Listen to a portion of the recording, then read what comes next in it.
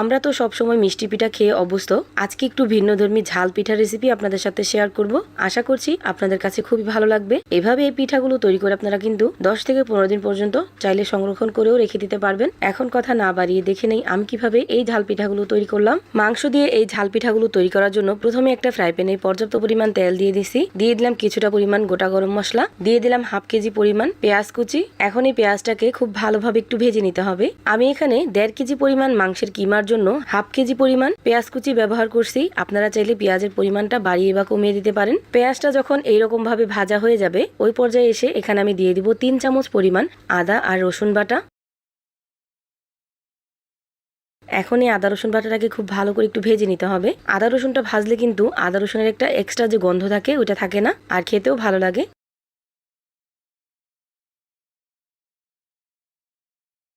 আদা রসুনটাকে আমি প্রায় 2 থেকে 3 মিনিট পর্যন্ত খুব ভালোভাবে ভেজে নিছি। এখন এখানে দিয়ে দিব 3 চামচ পরিমাণ হলুদ, মরিচ আর ধনিয়া গুঁড়া। আমি যেহেতু মশলাগুলো একসাথে মিক্স করে খাই এজন্য সবকিছু একসাথে দিয়ে দিলাম। আপনারা আলাদা আলাদা দিলে এখানে 1.5 চামচ পরিমাণ দিয়ে দিবেন হলুদ গুঁড়া, আর 1 চামচ দিয়ে দিবেন মরিচ গুঁড়া, হাফ চামচ দিয়ে দিবেন ধনিয়া গুঁড়া, দিয়ে দিলাম 2 চামচ পরিমাণ এখানে জিরা গুঁড়া। এখন পরিমাণ মতো পানি দিয়ে এই মশলাটাকে খুব ভালো করে কষিয়ে নিতে হবে। মশলাটা কষানোর সময় এখানে আমি 2টা টমেটো এইভাবে কেটে দিয়ে দিলাম। আর অবশ্যই মাংস রান্নার আগে এই মশলাটাকে খুব ভালো করে কষিয়ে নেবেন। এই মশলাটাকে আমি 10 মিনিটের মতো খুব ভালোভাবে কষিয়ে নিছি।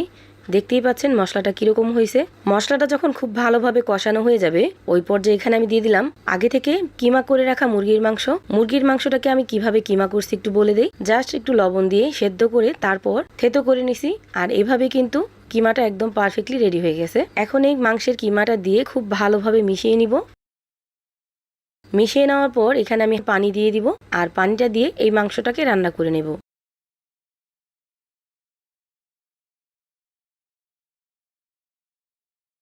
এই পর্যায়ে এসে এখানে আমি দিয়ে দিলাম হাফ চামচ পরিমাণ লবণ, দিয়ে দিলাম হাফ চামচ পরিমাণ গরম মশলার গুঁড়া, আরও হাফ চামচ পরিমাণ দিয়ে দিলাম জিরা গুঁড়া। এখন সবকিছু আবার 5 মিনিটের মতো খুব ভালোভাবে একটু ভাজা ভাজা করে নেব।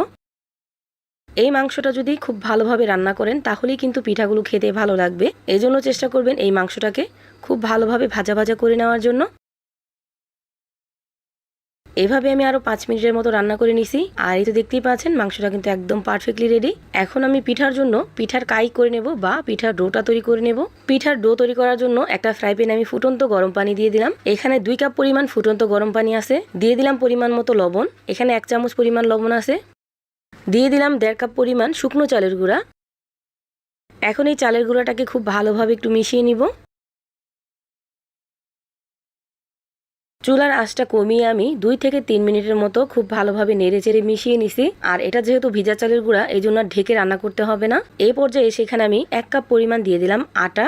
এখন এই আটাটা দিয়ে খুব ভালোভাবে একটু মিশিয়ে নিতে হবে। এই আটা দেওয়ার কারণেই কিন্তু পিঠাগুলো ভাজার সময় ফেটে যাবে না, বা বানিয়ে রাখলেও কিন্তু পিঠাগুলো ফেটে যাবে না। মিশিয়ে নেওয়া হয়ে গেলে ঢাকনা লাগিয়ে ঢেকে আমি 3 থেকে 4 মিনিটের জন্য ঢেকে রেখে দেব।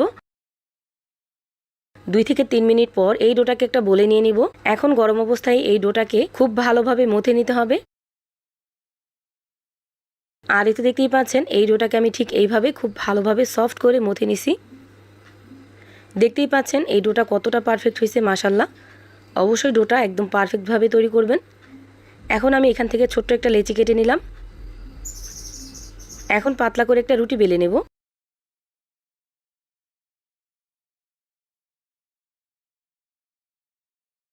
ঠিক এইভাবে আমি রুটিটাকে পাতলা করে বেলে নিছি। আপনারা দেখেই নিশ্চয়ই বুঝতে পারতেছেন আমি কিভাবে এই রুটিটা বেলে নিছি। এখন একটা গ্লাসের সাহায্যে আমি এই রুটিটাকে কেটে নেব গোল গোল করে। আপনারা চাইলে কুকি কাটারের সাহায্যেও কিন্তু কেটে নিতে পারেন। এভাবে কেটে নিলে কিন্তু সবগুলো পিঠা একই সাইজের হবে।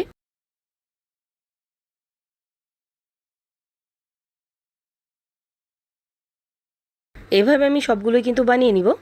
এখন আমি পিঠাগুলো আপনাদেরকে একটু বানিয়ে দেখাচ্ছি। পিঠাগুলো বানানোর সময় একেবারে পিঠাগুলো বেশি ভরে ফেলবেন না, তাহলে কিন্তু পিঠাগুলো ভাজার সময় ফেটে যাবে। আর অবশ্যই পিঠার এই মুখটা খুব ভালোভাবে চাপ দিয়ে লাগিয়ে দিবেন। এতে করেও কিন্তু পিঠাগুলো ভাজার সময় ছুটে পড়ে যাবে না। এভাবে আমি সবগুলো পিঠা তৈরি করে নেব।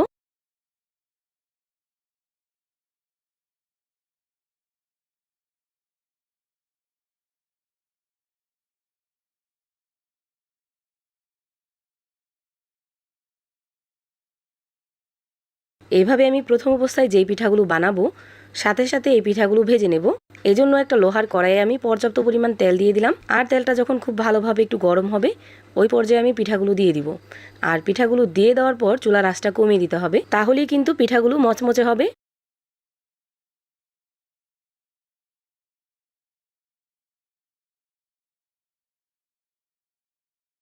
দেখতেই পাচ্ছেন চুলায় দেওয়ার পরে কিন্তু এই পিঠাগুলো ফেটে যায় নাই। আর পিঠাগুলো কতটা পারফেক্ট হয়েছে দেখিয়ে নিশ্চয়ই বুঝতে পারতেছেন। এখন আমি এই পিঠাগুলো উঠিয়ে নিব। আপনারা যদি চান আরেকটু মচমচে করে ভাজবেন তাহলে ভেজে নিতে পারেন। তৈরি হয়ে গেল মাংসের ঝাল পুলি পিঠা। অনেকভাবেই তো পিঠা তৈরি করে খেয়েছেন, একবার হলো এইভাবে ট্রাই করে দেখবেন। ইনশাল্লাহ আপনাদের কাছেও খুবই ভালো লাগবে। আমার এই ভিডিওটা আপনাদের কাছে কেমন লাগছে অবশ্যই কমেন্ট করে জানাবেন। সবাই ভালো থাকবেন, সুস্থ থাকবেন। আল্লাহ হাফেজ।